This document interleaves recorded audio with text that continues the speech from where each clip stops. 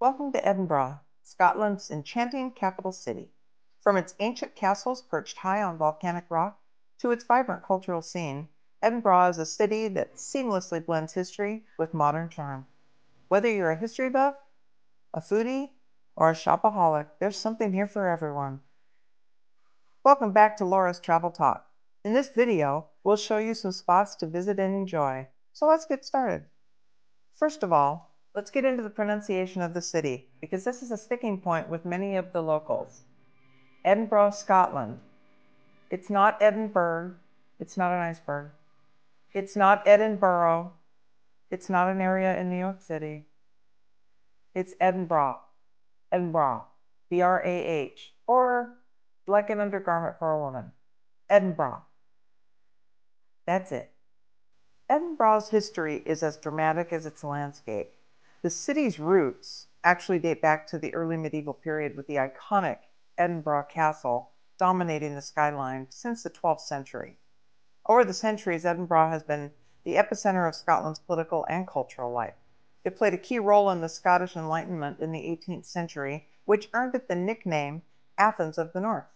Today, the city's rich history can be seen in its architecture, museums, and the stories that have been passed down through generations. As you can see by the pictures, Edinburgh Castle is perched on top of Castle Rock. This historic fortress offers stunning views of the city. I've included some pictures here of the visit when my husband and I were in Edinburgh, inside and outside of the castle. It is really a cool place to see. It also is home to the crown jewels and the Stone of Destiny. I also captured a picture here.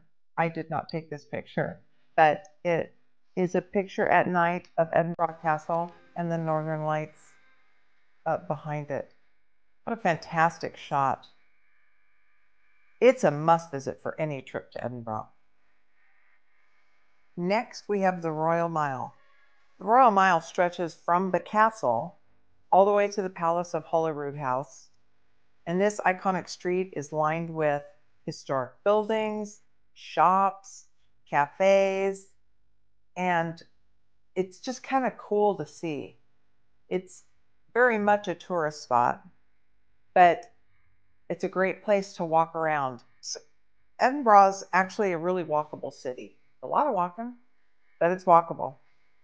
And be sure when you're walking down those streets to explore any little hidden stairways or alleyways that you see along the way. This is me being a dork when I find the Scottish shortbread. And the TK Maxx always cracks me up in Europe. This next picture is the Scottish Parliament building, which is right in front of Arthur's Seat, which is that big rock formation behind it. Arthur's Seat is an extinct volcano that rises up above Edinburgh, and it has the best panoramic views of the cities. You can hike up there to the top and get a 360-degree view. It's a perfect spot to watch a sunrise or a sunset. I actually got some good advice from somebody while I was there that said, if you want to eliminate some of the walking that you're doing, you can take a tour bus all the way up to the top of Arthur's Seat, and then from there, everything that you're going to see is below. So you're always hiking down. Not a bad tip.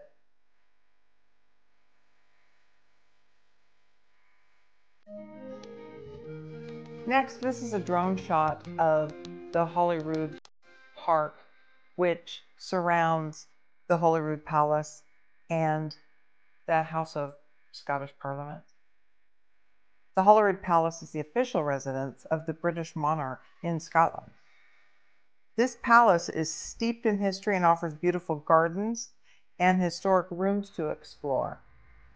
Although we did not get the opportunity to actually explore inside while we were there, I think it might be a must-see just because the grounds are so large and the gardens and surrounding areas are beautiful. This picture is Colton Hill. I just thought it was cool because it has a great view of Edinburgh. Next, we have Princes Street Gardens. This is a beautiful public park and it's right in the heart of the city. It's perfect to go have a relaxing stroll or have a picnic. It also has views of the castle. There's an actual clock there made out of flowers. It is actually a working clock, and that's kind of cool. In the background, you see two pretty large structures. One is a Victorian Gothic monument, and it is for Sir Walter Scott, famous author, Scottish author. The other is the Balmoral Hotel, which was established in 1902, and it's considered a hotel and a landmark. Not to be confused with the Balmoral Castle, which is the royal family's residence in Scotland. However, still pretty swanky. I never actually looked up the pricing of the Balmoral Hotel. Little more than I want to spend, but you can check it out for yourself. We stayed at the Doubletree Hilton, because that's what I do. Speaking of the Doubletree Hilton, this is the view right out of our window, staring straight up at the castle at the end of the street. It started raining pretty hard, so I went back to the room and I took these snapshots of my husband walking down the street. You'll see there in sequence, and then he ends up in the Blue Blazer, which is our favorite pub right across the street from our hotel.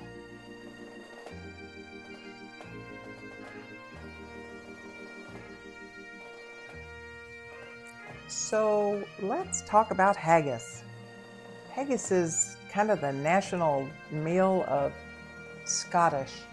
And haggis is made from a sheep or calf's offal, which is the organ meat, stuffed into a bag made from the stomach of those very animals, and then stuffed with suet, which is, fat, hard fat from like mutton, and then oatmeal and seasoning, and then it's all boiled.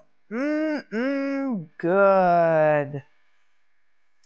Props to Carrie for eating that haggis egg roll, because I couldn't get mine down. So there's a little bit of haggis with my beans and toast that I had for breakfast at the hotel. I prefer the bangers there with the scrambled eggs.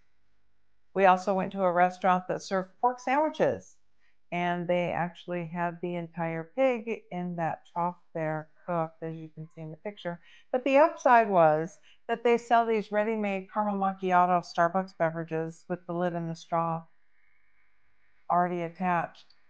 So that made everything better. Plus, you can see that we then got a regular burger and some ciders at a nearby pub. Next, I've just added a few pictures of things that we saw along the way in the city that I thought were interesting. Included are a few shots of Scottish whiskey. If you love Scottish whiskey, which is a big part of Scottish culture, obviously, you can take distillery tours.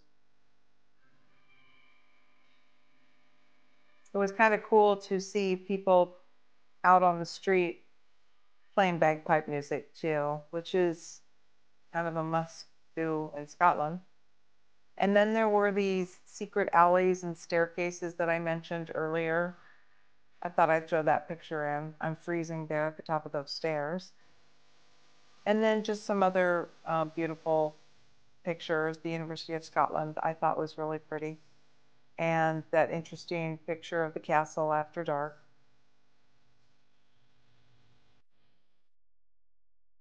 So although it's not Edinburgh, we couldn't go to Scotland without running over to St. Andrews, the home of golf. It was pretty cool to be there. We went on the famous Swilcan Bridge, as you can see in the pictures. Every golfer has crossed that bridge playing the British Open. And then the Jigger Inn is a pub right there at the golf course where we went in and had a great lunch, as you can see. And then up on the wall in the room that we were actually in is a picture of Louis Oosthuizen, who actually won the British Open in 2010. So it was kind of cool that you can see everybody there celebrating. So there you have it, our trip to Edinburgh, Scotland. And we loved it. We loved every minute of it. We will be going back, and I hope it's on your bucket list as well. Great city, great people, lots of fun. If you enjoyed this video, Please don't forget to subscribe to my channel for further explorations of great places to go and bucket list items to cross off. In the meantime, don't eat too much haggis.